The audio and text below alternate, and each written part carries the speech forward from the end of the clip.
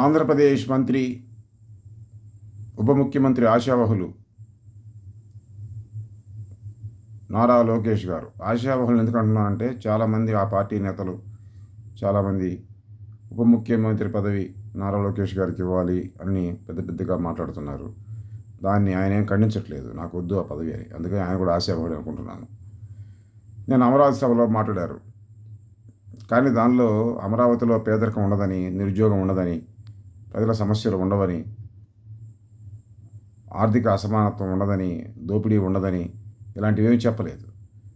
అంటే అక్కడ సమస్యలు మొత్తం అలానే ఉంటాయని అర్థం. అలాంటప్పుడు రాజధాని కట్టడం ఎందుకు? భారీ భారీ స్థాయిలో పెద్ద పెద్ద మీటింగులు, పెద్ద పెద్ద మాటలు ఎందుకు జనం ఖర్చుతోటి? మళ్ళీ మన ఎత్తిన రుద్దడానికి ఖర్చు అంతా కూడా. అసలు రాజధాని కట్టడంలో మీ లక్ష్యం ఏంటి? ప్రజలకు ఎందుకు ఉపయోగపడుతున్నారు మీరు? అది ప్రజలకు ఉపయోగపడే రాజధానిని కడుతున్నాము అని మీరు ఎందుకు స్పష్టంగా చెప్పలేకపోతున్నారు నేను చెప్పిన మాటల వెలుగులో? నారా లోకేష్ గారు వీలైతే సమాధానం చెప్పండి. అది ప్రజల రాజధాని అవుతుందా?